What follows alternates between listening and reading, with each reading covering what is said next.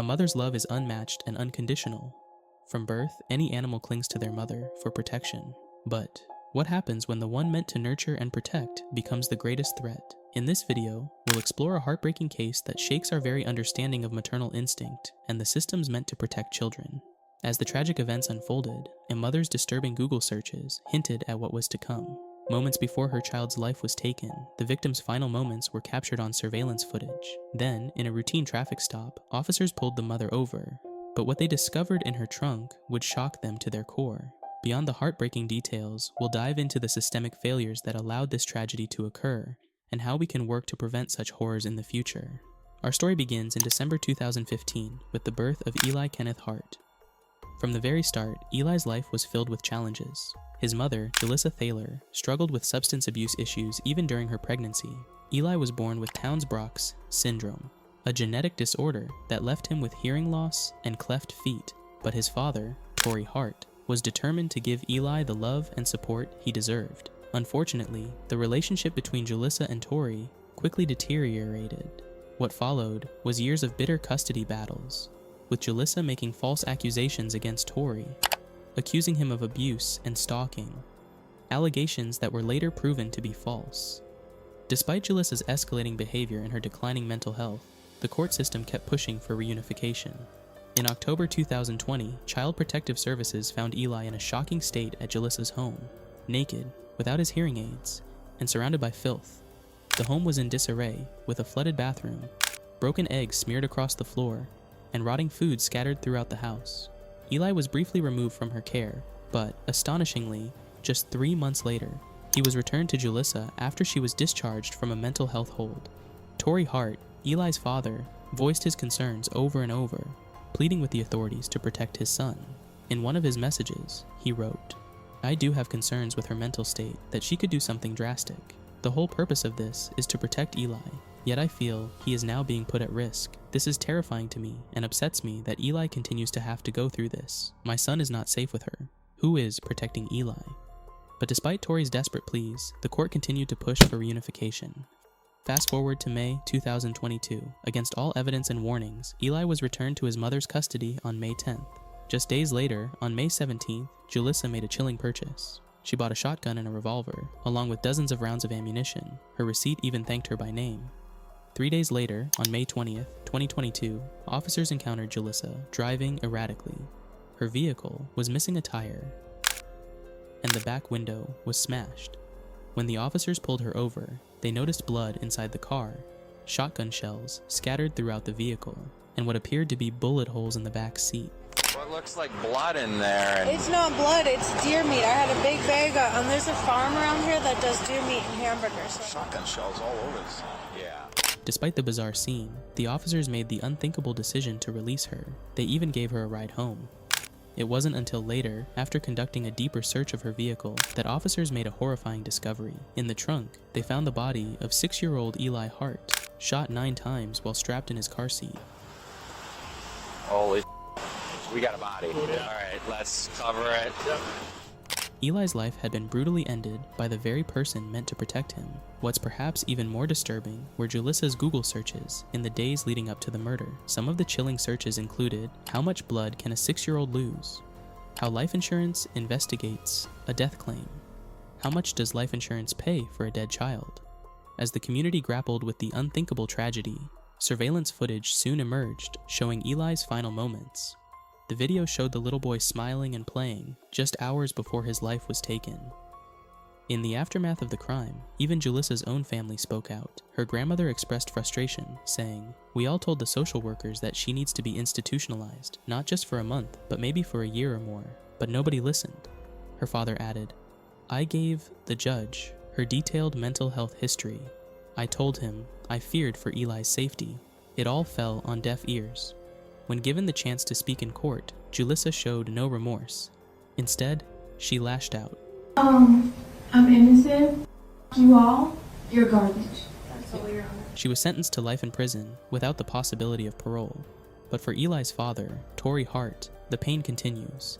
He is now in the process of suing the defendants and a caretaker of Eli, who recommended reuniting him with Jalissa. The outcome of that lawsuit remains to be seen. Sadly, this is not the only case when a parent was the cause of tragedy to their children. We have just another case lined up where a teenage mother kills her newborn child. But before we dive in, please give a quick thumbs up and subscribe so you never miss a video. Now, we often think of high school as a time of promise and potential, a time when young people are on the verge of adulthood with their whole lives ahead of them. But sometimes, the choices made in these pivotal years can lead to unthinkable tragedy. For 19-year-old Alexei Trevizo, her bright future was shattered when a dark secret surfaced, one that would cost her everything. On the outside, Alexei Trevizo appeared to have it all. She was a star cheerleader, well liked by her peers, and had plans for college in the coming year. She had a loving family, friends, and a boyfriend, Devin, who was a football player. Everything seemed perfect. But behind this facade, Alexei was hiding a secret, one that no one, not even her closest friends or her mother, knew about. By January 2023, Alexei was 9 months pregnant, and somehow she had managed to hide it from everyone around her.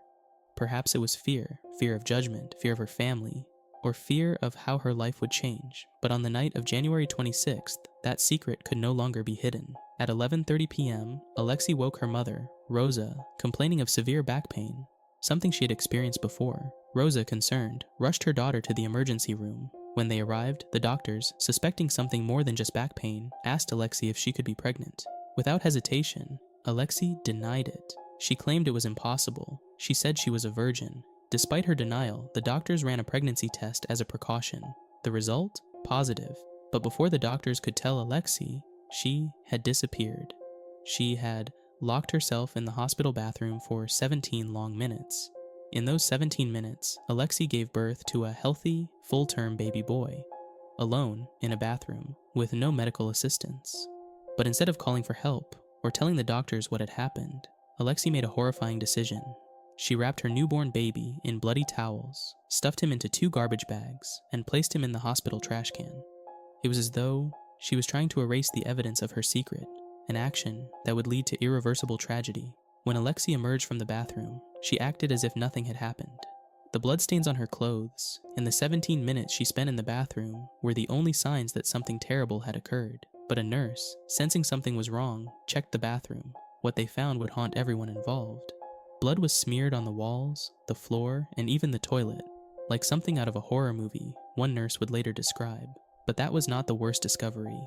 When a cleaning lady noticed that the trash can was unusually heavy, she called over a nurse. What they found beneath the towels was almost too horrific to imagine. A newborn baby boy, cold and blue, lifeless, suffocated in 2 trash bags.